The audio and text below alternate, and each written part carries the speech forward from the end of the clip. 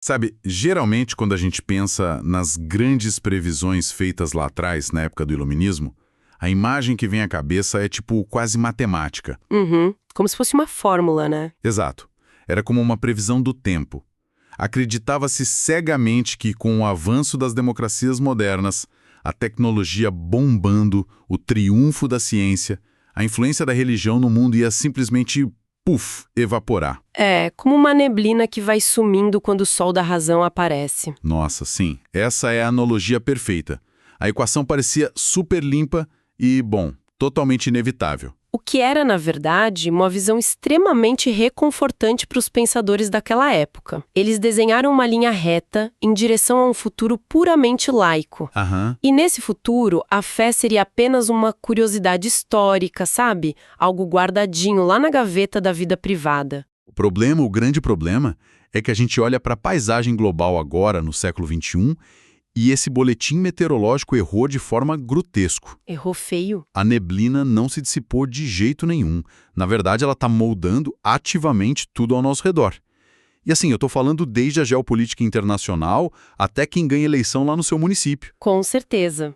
Passando por debates sobre saúde pública, meio ambiente. Pois é, a gente está operando no meio de um cenário onde aquelas suposições antigas estão em frangalhos e mesmo assim a gente continua tentando usar as mesmas ferramentas quebradas do século XVIII para tentar entender o mundo de hoje. O que resulta no que as ciências sociais começaram a admitir meio a contragosto, sabe, como um erro de cálculo monumental. Historicamente, a gente simplesmente ignorou o motor que estava movendo boa parte da humanidade. É. Ok. Vamos desvendar isso. Para tentar consertar a nossa lente, o nosso mergulho profundo de hoje vai explorar um trabalho fascinante da pesquisadora Diane L. Moore, da Harvard Divinity School, publicado em 2015. É um texto excelente. Sim, é um material que vai bem fundo nas nossas premissas metodológicas, ou seja, basicamente, como a gente estuda e compreende as tradições de fé. Além disso, a gente trouxe algumas análises complementares em vídeo que ajudam muito a quebrar os grandes mitos sobre o assunto. A missão de hoje é entender como uma força que todo mundo jurava que ia sumir continua inspirando desde os maiores atos de heroísmo até os mais terríveis. Bom, e o primeiro passo prático para quem nos ouve, seja para entender o debate sobre sustentabilidade ou para ler o noticiário internacional sem cair em armadilhas, é, na verdade, reconhecer uma herança indigesta. Uma bagagem pesada, né? Muito pesada. A forma como o Ocidente moderno aprendeu a olhar para a religião veio desse pacote do iluminismo, que a gente já viu que falhou, misturado com uma boa dose de presunção do período colonial. Então, para entender a experiência humana atual de verdade, a gente precisa urgentemente aprender a ler essas influências de um jeito novo. Ou seja, a gente precisa trocar de óculos. Exatamente. E logo no início da nossa pesquisa, a base para essa troca de óculos fica bem clara. Há uma diferença colossal entre duas formas de olhar para o mundo, o que os acadêmicos chamam de expressão devocional e o estudo não sectário. Parecem termos meio intimidadores. Parecem jargão difícil, mas a lógica é bem simples de pegar. É a distinção mais importante que a gente vai fazer aqui hoje. A expressão devocional é, o que acontece quando uma comunidade se levanta e diz: a nossa interpretação sagrada é a única verdade. Essa é a regra e o resto está errado. Uma declaração de fé. Exato, é uma afirmação teológica. Já o estudo não sectário, que, diga-se de passagem, é a lente que a gente deve adotar para entender a sociedade, faz algo totalmente diferente. Ele não entra no mérito de qual religião é a verdadeira. Ele apenas atesta, como um fato observável mesmo, que existem milhares de perspectivas diferentes no mundo e que todas elas são legítimas para as pessoas que as praticam. Deixa eu tentar colocar isso numa imagem mais cotidiana, acho que ajuda. É a diferença exata entre um torcedor fanático e um analista esportivo. Olha, gostei. O torcedor fanático, que seria a expressão devocional, vai gritar lá na arquibancada: a tática do meu time é a única forma de jogar o verdadeiro futebol. Quem joga diferente não entende nada do esporte. Com certeza. Já o analista esportivo, que é o nosso estudo não sectário aqui, vai olhar para o campeonato inteiro ali com a prancheta dele e constatar um fato. Olha, existem várias táticas, tem o 4-4-2, o 3-5-2, elas existem, funcionam de jeitos diferentes e cada clube acredita fervorosamente na sua. Nossa, essa analogia funciona perfeitamente. O torcedor tem todo o direito de achar que o time dele é o único dono da verdade. Sim, faz parte do jogo. Exato. O desastre começa quando nós, tentando analisar a sociedade, pegamos o grito desse único torcedor e o tratamos como uma regra absoluta sobre como todo esporte funciona. Me explica uma coisa, porque isso me deixa intrigado. Como que essa confusão entre o grito do torcedor e a análise da prancheta estraga o debate público no mundo real? Estraga muito. Porque parece que o noticiário comete esse escorregão o tempo inteiro. O que é fascinante aqui é que o estrago é imenso, porque ele cria caricaturas. Quando a gente ignora essa diferença, a gente acaba nivelando tradições milenares inteiras pela voz de quem fala mais alto. Ou de quem tem mais poder político no momento, né? Isso. Pense nos debates atuais sobre o papel das mulheres no Islã, por exemplo, que são citados nas nossas fontes. O que mais acontece é alguém pegar uma única interpretação teológica feita por um grupo específico, num país específico, com interesses políticos bem específicos, e colar isso como um rótulo na testa de toda a tradição islâmica mundial. O que é um erro absurdo. Interpretações teológicas que são literalmente polos opostos, resultando em práticas que dão às mulheres papéis completamente diferentes e antitéticos, dependendo de onde você olha. E tem um outro lado dessa moeda que também me surpreendeu muito lendo os textos. Muitas vezes comunidades que não têm absolutamente nada a ver uma com a outra acabam tendo a mesmíssima prática diária, sabe? Mas elas usam justificativas religiosas completamente diferentes para explicar o porquê fazem aquilo. Sim, a ação visível ali no dia a dia é a mesma, mas a engenharia teológica por trás dela é outra história.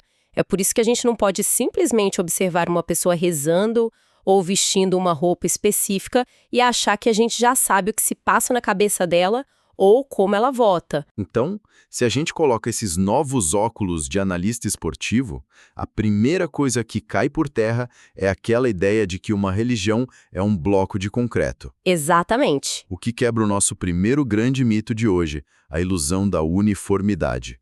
É muito tentador para o cérebro humano colocar as coisas em caixas com etiquetas bem simples, não é? O cérebro adora atalhos.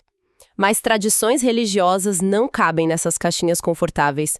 A realidade no chão, nas ruas, é completamente fraturada e diversa. E isso vai contra todos aqueles adesivos de para-choque e frases feitas que o pessoal escuta por aí. Tipo, budistas são a paz em pessoa, ou cristãos são contra isso, judeus acreditam naquilo. Sim. Quando alguém fala assim, não está descrevendo um fato histórico ou sociológico, está apenas repetindo a versão de um grupo muito específico e vendendo isso como pacote completo. E a gente não está falando apenas de debates acadêmicos restritos a mosteiros ou universidades, sabe? Sim, não. Não. Essa diversidade interna, essa briga sobre o que a religião realmente significa, acontece no nível da rua, dividindo bairros e famílias. A multiplicidade não é uma exceção ou uma anomalia na história das religiões. Ela é a regra básica de funcionamento. Aqui é onde a coisa fica realmente interessante. Deixa eu bancar o advogado do diabo um segundo. Vai lá. Eu consigo entender, super tranquilo, que religiões gigantescas e mundiais são diversas de forma ampla. Mas e se eu dar um zoom? Como assim? Digamos que a gente olhe para subdivisões bem delimitadas, apenas entre católicos na América Latina, por exemplo.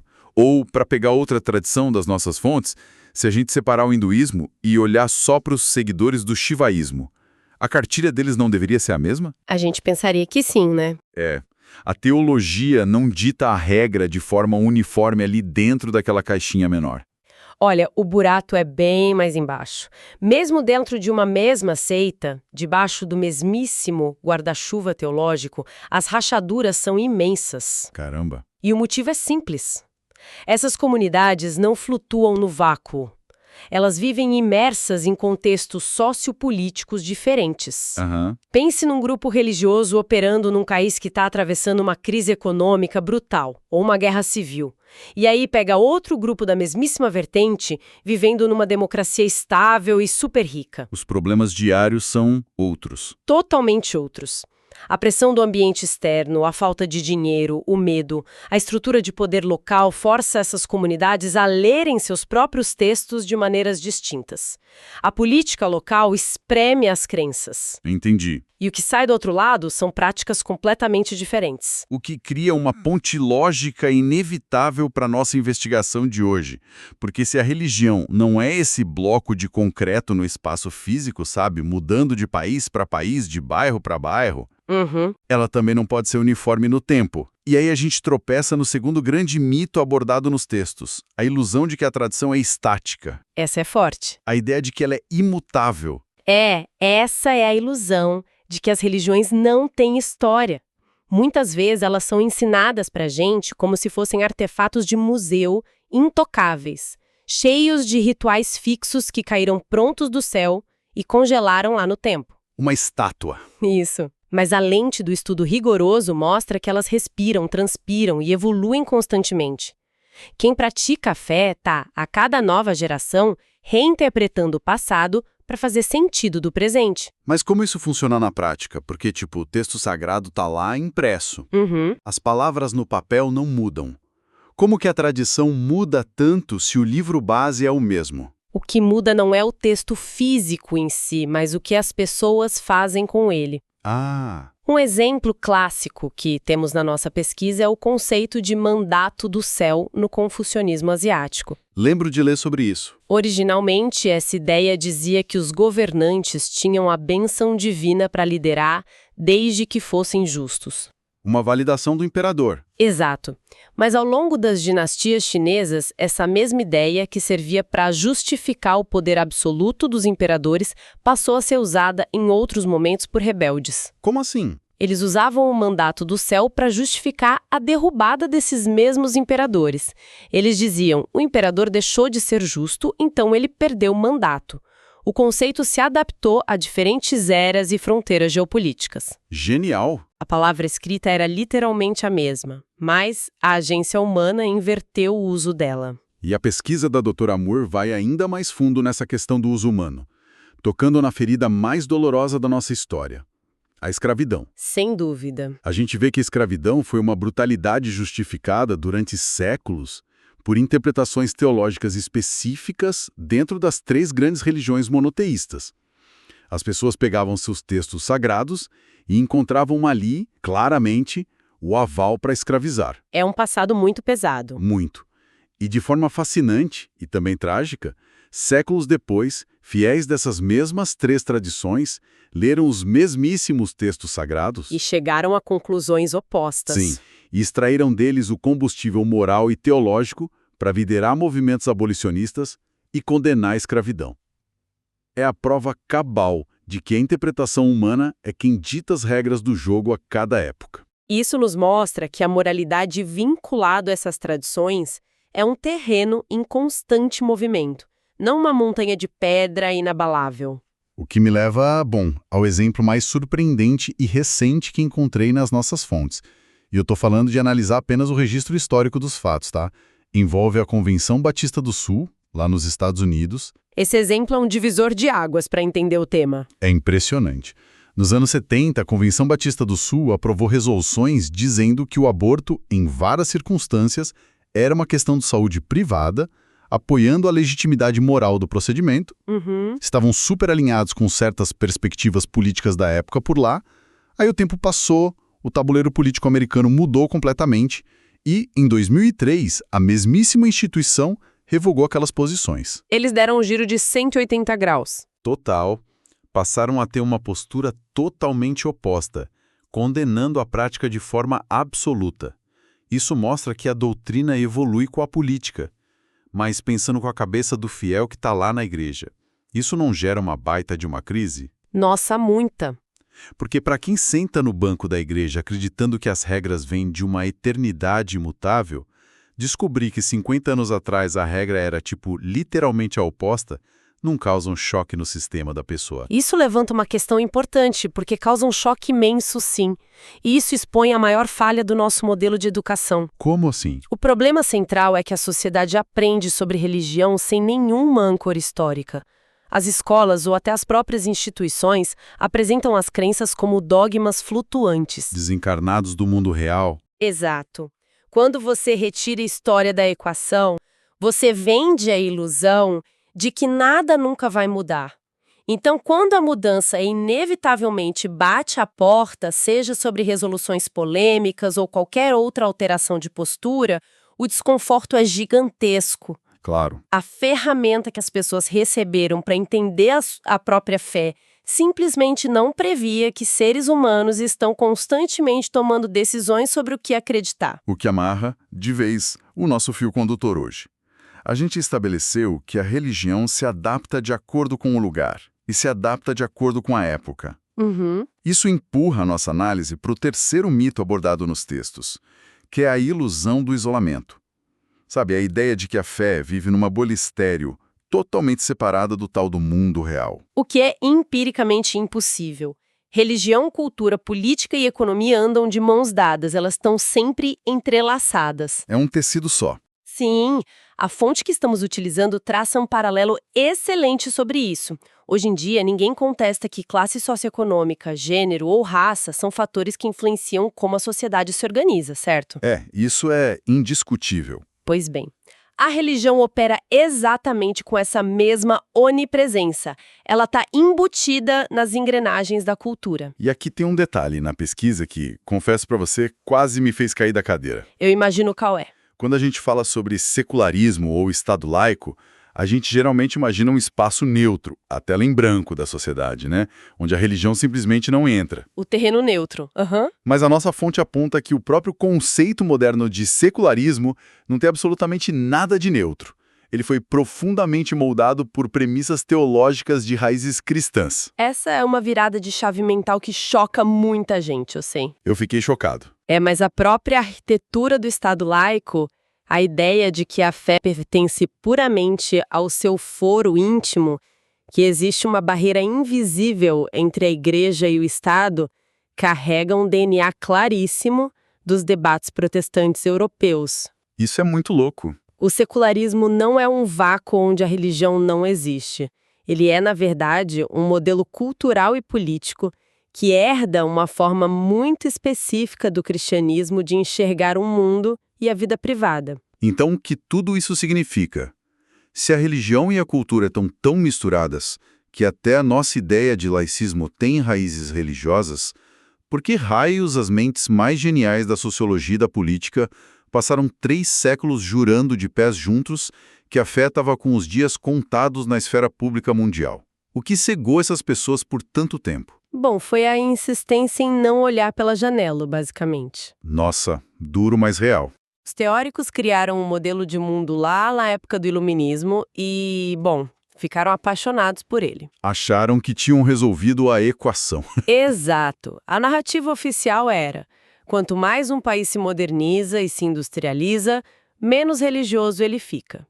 Eles transformaram isso numa regra matemática e fecharam os olhos para a realidade empírica. E a realidade não perdoa. E as ciências sociais precisaram levar sucessivos tapas na cara da história para acordar desse transe. E a nossa fonte lista muito bem essa série de despertadores brutais que tocaram no meio da noite para os teóricos. Exatamente. O primeiro choque de realidade de proporções sísmicas veio em 1979, com a Revolução Iraniana. Ninguém previu, né? Ninguém. A ideia vigente era que a modernização liderada por governos apoiados pelo Ocidente automaticamente secaria a influência da religião. Uhum. E, de repente, o mundo assiste atônito a um levante massivo e a uma reconfiguração geopolítica inteira do Oriente Médio liderada por uma força religiosa estrondosa. A teoria do declínio silencioso foi para o espaço aí. Foi pulverizada. E 10 anos depois tem a queda do Muro de Berlim. Pela teoria clássica lá dos iluministas, depois de décadas de comunismo, que proibia a religião e forçava o ateísmo de Estado, a expectativa era de que as democracias seculares modernas ocupassem aquele espaço perfeitamente, como uma luva. Mas não foi o que aconteceu. O que ocorreu em 1989 e nos anos seguintes no leste europeu foi um ressurgimento religioso monumental. Gigante. Mas por que as previsões erraram tanto de novo? Porque os acadêmicos ignoraram o que estava acontecendo nos bastidores. Debaixo dos panos. Isso. Durante as décadas de repressão soviética, instituições como a Igreja Católica na Polônia ou as igrejas ortodoxas em outras regiões não desapareceram. Elas foram para a clandestinidade. Elas se tornaram os únicos espaços seguros para a resistência política subterrânea. A religião funcionou como o esqueleto da oposição civil o tempo todo. Então, quando o muro caiu, ela não precisou voltar de lugar nenhum, sabe? Ela já estava lá. Ela já estava lá, organizando a sociedade de baixo para cima. E, vendo mais para o nosso século, ainda tivemos o 11 de setembro de 2001 e os atentados em Londres, o 7 de julho de 2005. Eventos terríveis que usaram o extremismo teológico para redesenhar as fronteiras de segurança do planeta inteiro. Sim, eventos que abalaram o mundo todo. Se a gente junta todas essas peças, Irã, Muro de Berlim, 11 de setembro, fica claro que a forma ocidental de olhar o mundo tratava a religião como algo exótico, quase primitivo, que o tempo curaria. E esse menosprezo custou muito caro para nossa compreensão de como o poder realmente flui. Se conectarmos disso ao panorama geral, custou caro porque marginalizar o papel da fé foi um erro de diagnóstico gravíssimo. Um erro de base. As ciências sociais, a diplomacia e até o jornalismo moderno precisaram fazer um mea-culpa gigantesco e admitir que simplificar excessivamente a fé é pedir para ser surpreendido pela história toda vez. Tá, a gente demoliu as fundações daquela velha forma iluminista de pensar. Mostramos que ler escrituras ao pé da letra ou ficar decorando quantos rituais tem numa religião não serve para muita coisa se a gente quiser entender a vida moderna. De fato, não serve. Mas a gente não vai terminar nossa imersão apenas jogando os problemas no ventilador. O material que embasa a nossa análise de hoje apresenta uma saída super clara para curar essa cegueira. E o nome desse antídoto é literacia religiosa. Que é o conceito central defendido pela Diane Moore. Isso. E para tirar isso do jargão acadêmico, literacia religiosa não é decorar um dicionário teológico. Na prática, significa mudar a chave do seu cérebro da passividade para investigativa. Quer dizer, sai o que está escrito lá e entra o como isso está sendo usado aqui e agora. Precisamente. Uma pessoa equipada com literacia religiosa não pergunta simplesmente o que diz o livro sagrado de determinado grupo. Ela faz uma pergunta muito mais inteligente. Por que esse grupo específico de pessoas nessa cidade, no meio desta crise econômica ou deste ciclo político, escolheu interpretar esse texto dessa maneira para justificar suas ações no mundo? Uau! O foco abandona o papel e passa a ser as pessoas. A gente passa a focar na agência humana. O que é uma virada incrível. Porque a gente para de estudar entidades divinas abstratas que pairam lá no ar e passa a estudar, fundamentalmente, a própria essência da sociedade. Exatamente. A gente passa a investigar como os nossos vizinhos, eleitores e governantes instrumentalizam suas crenças profundas para, por exemplo, brigar por leis ambientais, políticas de imigração ou demarcações de terras. E a mágica de dominar a literacia religiosa é que você para de ser pego de surpresa. Quando um evento local ou internacional explode e tem contornos de fé, você não enxerga mais isso como uma falha na Matrix, sabe? Ou um retrocesso irracional. Você entende as regras do jogo. Isso, você enxerga as engrenagens da experiência moderna funcionando em tempo real. Você joga fora aquelas caricaturas preguiçosas e passa a ver o quadro completo em toda a sua complexidade. O que, claro, exige muito mais de quem analisa, mas entrega uma compreensão incrivelmente mais rica de como o ser humano opera. O que nos empurra para um pensamento final. Uma reflexão baseada no fio lógico de tudo que a gente desconstruiu aqui, para quem está acompanhando a gente. Eu adoro essas reflexões finais. Acompanhem comigo. Se a gente acabou de descobrir que o simples conceito ocidental de Estado laico e secularismo não tem nada de neutro, mas foi profundamente moldado nos moldes de antigos debates teológicos, pare por um minuto, olhe ao seu redor e se faça essa pergunta. O que mais na rotina diária da sociedade moderna, que todo mundo jura ser puramente lógico, científico e não religioso, não esconde algo a mais? Nossa, tem tanta coisa. Imagina só. Desde a forma exata como o Código Penal e as leis do nosso país são redigidas, e aplicadas, passando por essa nossa ética de trabalho exaustiva, baseada em mérito, Com certeza. até chegar no calendário escolar e nas folgas que ditam o ritmo de descanso de milhões de pessoas no ano. Quantas dessas estruturas inquestionáveis do dia a dia não são, na verdade, apenas uma teologia fortíssima do passado usando o disfarce perfeito da modernidade? É de explodir a cabeça. Fica aí o convite para que cada um continue desconfiando do óbvio, investigando e mantendo a mente aberta para questionar até aquelas suposições que parecem matematicamente resolvidas. A gente fica por aqui, um abraço e até a nossa próxima imersão.